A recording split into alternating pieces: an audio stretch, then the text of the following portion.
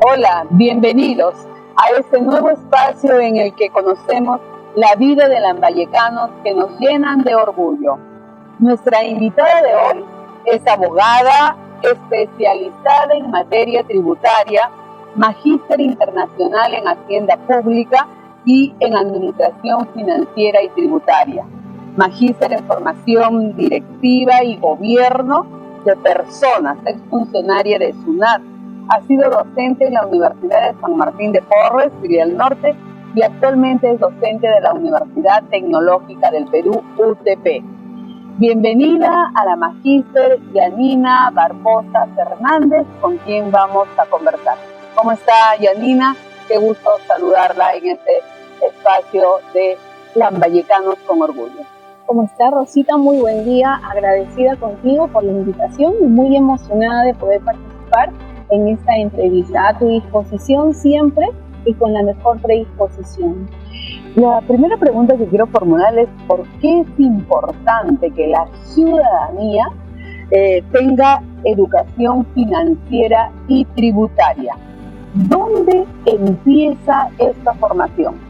Rosita, ¿por qué es importante? Siempre debemos de iniciar con esa reflexión y ahí me encanta decir, ¿por qué tributamos?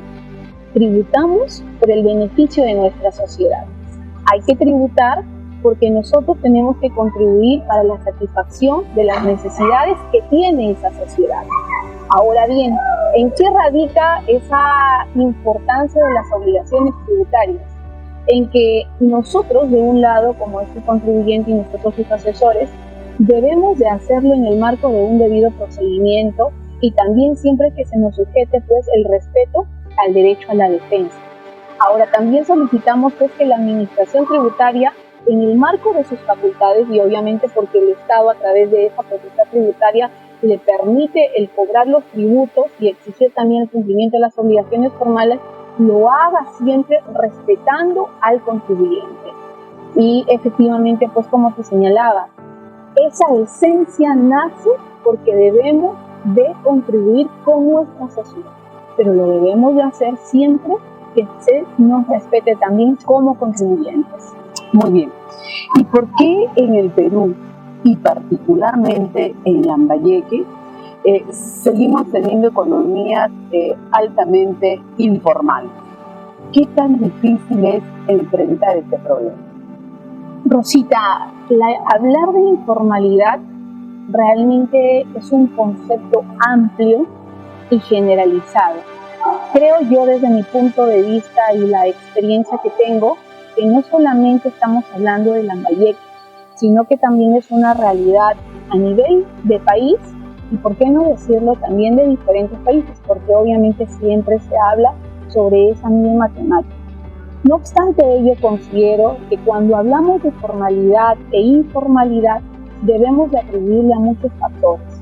Uno de ellos puede ser, pues, a veces lo engorrosos que resultarían los procedimientos o los trámites, el conocimiento, ¿no? Hablar de conocimiento para los contribuyentes a veces complica determinadas situaciones. Entonces, si hablamos quizás de la complejidad de las obligaciones, nos genera miedo, creo yo, nos podría generar un tanto de miedo y obviamente el contribuyente, lejos de cumplir con ello, prefiere no tomarlo. Ahora, son diversos los factores. Si nos vamos también quizás a un escenario muy extremista, podríamos hablar de que sencillamente de una manera muy abierta no se quiere tributar. Creo yo ahora pues que estoy ya del lado del asesoramiento en el que todos los días, minuto a minuto, puedo conocer y conversar con diferentes empresarios. Su sentir no necesariamente es evadir los impuestos, por el contrario, siempre están preocupados por el cumplimiento de los mismos.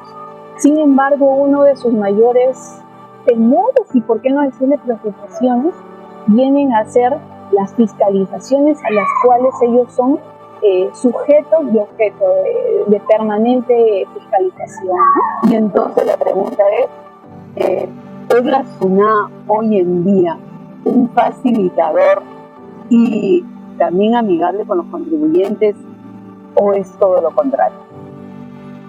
Bueno, la SUNAT yo le guardo un gran cariño porque ha sido mi casa laboral durante un lapso mayor a 10 años, mucho mayor. Y la SUNAT es una de las entidades en las que permite tener una confianza con la sociedad. ¿Por qué? Uno, por la simplificación de sus procedimientos, porque siempre están preocupados que el contribuyente no tenga un tiempo de espera mayor al permitido, el que se hagan los procedimientos en el mayor breve plazo o se responda de esa forma. Sin embargo, si en algún momento un contribuyente ve afectado su derecho, creo que no es por la institución, sino muchas veces también se vincula con el trato de determinadas personas, ¿no? Te comento yo desde mi experiencia ahora en el que acompaño a mis clientes, ¿no? Por ejemplo, vienen situaciones desde que el auxiliar coactivo puede llegar y dar una información o el contribuyente quizás lo entiende diferente, pero ahí es donde la administración tiene que salvaguardar que el contribuyente tenga el mensaje adecuado. Ahora bien, si también tengo un contribuyente que efectúa un pago relevante de tributo, lo correcto, lo adecuado es que la administración también tenga esa empatía para poder llamar al contribuyente y decir, mire señor, como ya efectuó el pago, como ya se le aprobó su fraccionamiento, procedemos al levantamiento de sus medidas de embargo. Pero no hacer sentir al contribuyente que nos está haciendo un favor. Y como que la SUNAT es el cuerpo que me asusta y me aleja en vez de atraerme, ¿no? Y muchos, inclusive muchas veces dicen, no hay que pedir devolución, no hay que hacer absolutamente nada, porque si no, voy a perder todos mis bienes. Mira que yo todavía vengo lidiando con ese tipo de mentalidades, ¿no? Dicen, no quisiera hacer nada porque me van a quitar mis bienes. Y no es ese el objetivo de la SUNAT. Yo creo que la SUNAT sí facilita porque es una de las pocas entidades en las que se brinda una orientación permanente. Si nosotros vemos los canales de la SUNAT que están presentes en todas las redes sociales, pero lo que sí les pedimos es que deben de flexibilizar el trato con el contribuyente, ¿no? Porque los funcionarios tienen que ser conocedores de la realidad y comprensivos de ellos, y también manifestar esa empatía, ¿no? Manifestar la empatía también hasta respetando el plazo para poder atender una solicitud de un contribuyente, porque para ellos puede ser uno de 1000 escritos, pero para el contribuyente es su caso. ¿Qué políticas deben implementarse para generar una cultura de responsabilidad entre los contribuyentes? Mira, Rosita, yo creo que ese tema debemos vincularlo a la educación. La administración tributaria debe de salvaguardar la educación tributaria y creo que debemos de sanear esto desde la niñez. Entonces, yo estoy convencida que si los niños conocen efectivamente cuáles son sus obligaciones y para ellos queda internalizado de una manera extraordinaria, pues vamos a tener a un futuro ciudadano que cumpla con sus obligaciones tributarias. No estamos lejos de soñar con ese escenario si empezamos ya a fortalecer esa situación. Necesitamos además que haya una facilitación al contribuyente para el cumplimiento de sus obligaciones tributarias, ¿no? Que no sea tan engorroso un procedimiento de tal forma que el contribuyente no tenga la capacidad de entenderlo. ¿Por qué? Empezando desde los regímenes tributarios, ¿no? Conocer cuáles son sus obligaciones, cuál es el llevado que debería de tener. Entonces, necesitamos que la administración tributaria también tenga, pues, esa cercanía con el contribuyente y que no solamente se le coloque como una barrera y decir, no, yo soy el funcionario de la administración, no brindo asesoramiento, pero no puede dar la mayor interés. También el contribuyente de a pie, lo que espera es que le señalen cuáles son sus requisitos, como que sí lo hacen en orientación, pero hacerlo de una manera siempre empática, una manera asertiva, de tal forma que la persona que va en búsqueda de algo salga totalmente convencido y lo entendido. Muy bien. Ahora, en algún momento se habló de la reducción del IGB y también del impuesto a la renta para facilitar la formalidad empresarial. ¿Servirán o servirían estas medidas? Mira, Rosita, yo considero que primero debemos atacar la informalidad desde los diferentes frentes que, por ejemplo, podrían verse, ¿no? Temas de educación, temas de sensibilización en determinados sectores, ¿no? Porque hay sectores en los cuales se ve que la vulneración es mucho mayor y sobre todo pues quizás el no pago de los tributos se pueda dar de una forma mayor intensa. No obstante, creo yo que las tasas vinculadas a los impuestos son parte también de una política fiscal estatal. Entonces es una situación que tiene que ser analizada de una manera proporcional y ver pues una concordancia, porque lo que sostiene a nuestro país, y creo yo, estoy convencida que estamos en un momento en el que no estamos muy ajustados como otros países de cercanos al Perú, pues gracias a una efectiva recaudación que se realiza. Pero esta recaudación tiene que llegar a todos los que realmente tienen una de esas manifestaciones de la capacidad contributiva y no hacer que solamente un sector sea el que tenga que estar tributando de una manera pues o sintiéndose que le llegan las fiscalizaciones de una manera permanente y reiterativa, ¿no? Y no se descansa, ¿no? Y justo ahorita antes de venir atendí a un cliente que me decía, mira, ya tengo una fiscalización por el impuesto a la renta de tal periodo. Ahora me acaba de llegar una verificación que tenemos una inconsistencia y tengo una carta que tengo que ver respecto de un tercero, de un trabajador. Entonces ahí viene la preocupación y dice el empresario, ¿qué es lo primero que piensa? Mira, mi área de contabilidad tengo que asignarle por lo menos unas 5 personas solo para que se dediquen a responder a la administración tributaria y otro grupo para que pueda seguir con la operatividad de la empresa. Entonces, ese tipo de situaciones también tiene que haber, creo yo, esquemas de la administración, si bien es cierto, todo parte por una inteligencia de la segmentación de los contribuyentes a quienes va la fiscalización o va la verificación, pero que no caigamos en el tema de poder cansar al contribuyente. Hay que dejarlo también respirar, porque si vemos una empresa formal, posicionada de años, que cumple con sus obligaciones tributarias y que ha respondido de una manera reiterativa, no podemos seguir allí. Yo creo que la administración tributaria tiene que ampliar su base tributaria, pero llegando a los sectores donde realmente conoce. Entonces, la administración conoce cuáles son esos nichos y creo que es allí a donde debe de focalizar todos sus recursos. ¿Qué oportunidades pierde el empresario al mantenerse en la informalidad? Uy, Rosita, ese es un tema que realmente podríamos hablar de una manera bastante amplia y fíjate que muchas veces erróneamente dicen no voy a tener una serie de supuestos, pero eso ocasiona un mayor gasto, porque fíjate que para empezar laboralmente no le podemos brindar un adecuado clima laboral a nuestras personas.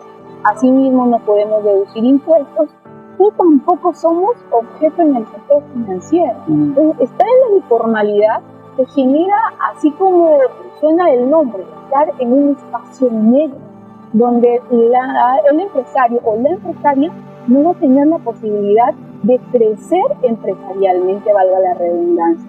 Por ello, yo creo que en el Perú lo que debemos de buscar es la formalidad, cumplimiento de nuestras obligaciones, no solo tributarias, sino societarias, laborales, diferentes obligaciones. Pero lo que esperamos del Estado es que el Estado nos pueda flexibilizar los procedimientos, que estos no sean tan engorrosos, pero también que a través de sus funcionarios se pueda fomentar una orientación bastante empática, ¿no? Y también esperamos del Estado que retribuya, por ejemplo, a través de las obras. Como yo te decía inicialmente, si bien es cierto, la esencia del tributo es poder contribuir con la sociedad, Estado, demuéstrame que tú estás dándole a la sociedad lo que yo te estoy dando. Entonces, si nosotros tenemos, por ejemplo, una sociedad en la que podamos ver mejoras, aspectos, como sí lo son de repente en otras legislaciones, con gusto voy a decir, porque mis tributos van a este sector. Entonces yo creo que ese tipo de situaciones y ahí es lo que le anima. y ahí la situación del país de corrupción, de burocracia, no abonan a favor precisamente de esa cultura tributaria que quisiéramos tener con todos los emprendedores, con los empresarios que prefieren mantenerse en la informalidad, porque creen que sus tributos no van a un buen destino. Son temas muy sensibles, no ajenos a cada una de las realidades empresariales, y creo que cada sector tiene su propia casuística. Pero ¿por qué nosotros en ese afán, nosotros vemos los lados de mejora, pero al mismo tiempo tenemos que seguir siendo soñadores? Yo creo que cada uno contribuyendo con su trabajo, con el buen asesoramiento, quizás con la conducción y con el apoyo, yo creo que podemos hacer un grupo y seguir luchando por el respeto a los derechos, y también haciendo saber de que las obligaciones, cuando se cumplen, también tienen consecuencias buenas. Por su experiencia, ¿qué aspectos pueden mejorarse en las funciones fiscalizadoras y sancionadoras de SUNAT con los contribuyentes? Querida Rosita, yo te voy a hablar ahí con una mixtura de sentimientos, porque he trabajado en SUNAT y ahora ya estoy del lado del patrocinio y defensa de los contribuyentes.